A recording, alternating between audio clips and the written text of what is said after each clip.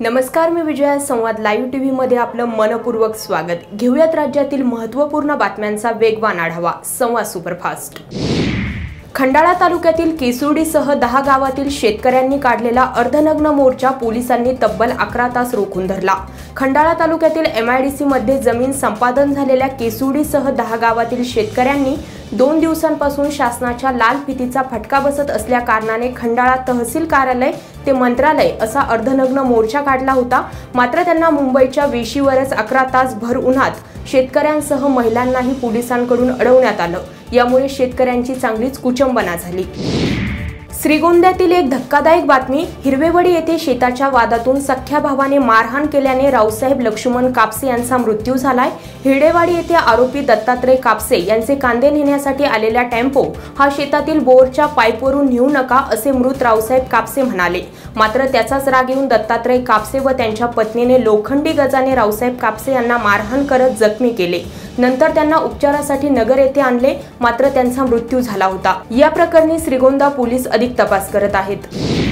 पारनेरमध्ये खातेदाराच्या खात्यामधून परस्पर 38,000 रुपये काढल्याप्रकरणी पारनेर सैनिक सहकारी बँकेच्या अधिकाऱ्यांसह चेअरमन अशा 6 जणांविरुद्ध गुन्हा दाखल करण्यात आलाय.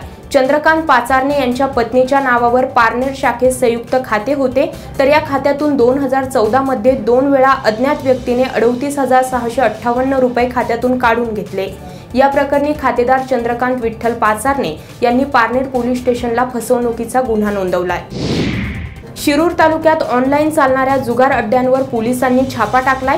शिरूर तालुक्याच्या पश्चिम भागातील कवठे MI येथे ऑनलाईन फंड टार्गेट नावाचा जुगार आणि अवैध दारू धंदे चालू असल्याची माहिती पोलिसांना मिळाली. त्यानुसार या ठिकाणी पोलिसांनी धडक कारवाई करत जुगार खेळण्याचे सुमारे 7,220 रुपयांचे साहित्य ताब्यात घेतले. तर दुसरीकडे अवैध दारू विक्री करणाऱ्यांनाही ताब्यात घेत 3 जणांविरुद्ध गुन्हा नोंदवलाय. पुण्यात पुन्हा सत्ताधारी भाजपला पोस्टरबाजीतून लक्ष करण्यात आले. केंद्रात, राज्यात आणि महापालिकेत सत्ताधारी असलेल्या भाजपच्या कारभाराविरोधात आता संतप्त नागरिक आपल्या तीव्र प्रतिक्रिया पोस्टरबाजीतून व्यक्त करत आहेत. मागील 4 वर्षाच्या काळात अनेक वेळा शहराच्या प्रश्नांबाबत पोस्टरबाजीतून भाजपवर टीकास्त्र सोडण्यात आलं, तर आज शहरातील अनेक भागात गल्ली ते दिल्ली तुमचा थाट, 100 नगरसेवक आमदार आठ, पुण्याच्या पाण्याची लावली वाट, तुमच्या कारभाराला कंटाळलेला एक पुणेकर अशा आशयाचा मजकूर असलेले पोस्टर पुणे शहरात झळकत आहेत. शिरूरमध्ये अल्पवयीन शाळकरी मुलीचा विनयभंग केल्याची धक्कादायक घटना समोर आली आहे. या प्रकरणी पीडित मुलीच्या पालकांनी शिरूर पोलीस स्टेशनला तक्रार दिली असून त्यानुसार पीडित मुली शाळेला जात असताना न्हावरे येथील सौरभ कदम व नवनाथ बिडगर या दोघांनी त्यांचा पाठलाग करून त्यांच्या इच्छेविरुद्ध बोलण्यासाठी दबाव टाकत त्यांना बळजबरीने 4 चाकी गाडीत टाकून न्हावरे येथील कारखान्याजवळील लॉजवर नेऊन विनयभंग केला. या प्रकरणी शिरूर पोलीस स्टेशनला दोघांविरुद्ध बाल लैंगिक अत्याचार प्रतिबंधक कायद्याखाली गुन्हा दाखल करण्यात आला. भोसरी येथे मांत्रिकाकडे गेलेल्या मायलेकी बेपत्ता झाल्याची खळबळजनक घटना समोर आली आहे. निशा तेज बहादूर पौंडवाल आणि तिची 5 वर्षाची मुलगी नीरा पौंडवाल या गेल्या 1 महिन्यापासून बेपत्ता आहेत. मांत्रिकाकडे जाते असे सांगून निशा बाहेर पडली, तर बराच वेळ झाला तरी घरी न आल्याने निशाच्या पतीने निशाला फोन केला, तर मैत्रिणीकडे असल्याचे तिने सांगितले. मात्र त्यानंतर तिचा फोन बंद झाला, तर ती आजपर्यंत बेपत्ताच आहे.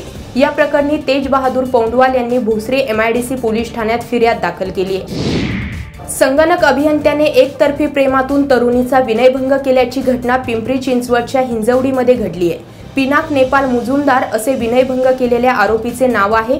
पिनाक आणि पीडित तरुणी यांच्यात मैत्रीचे नाते होते. हे दोघेही फोन आणि मेसेजद्वारे केवळ मित्र या नात्याने बोलत होते. मात्र मध्यंतरी आरोपी पिनाकचा वाढदिवस झाला तेव्हा पीडित तरुणी हिंजवडीमध्ये आली आणि त्याच रात्री तरुणीला पिनाकने राहत्या घरी बोलावून तुझ्यावर खूप प्रेम करतो, तू काहीच उत्तर देत नाहीयेस असं सांगत अतिप्रसंग करण्याचा प्रयत्न केला.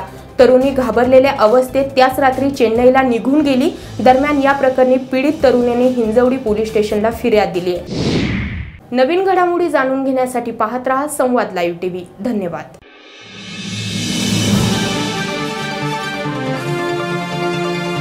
संवाद लाईव्ह टीव्ही, आपला विश्वास, आपलं चॅनल.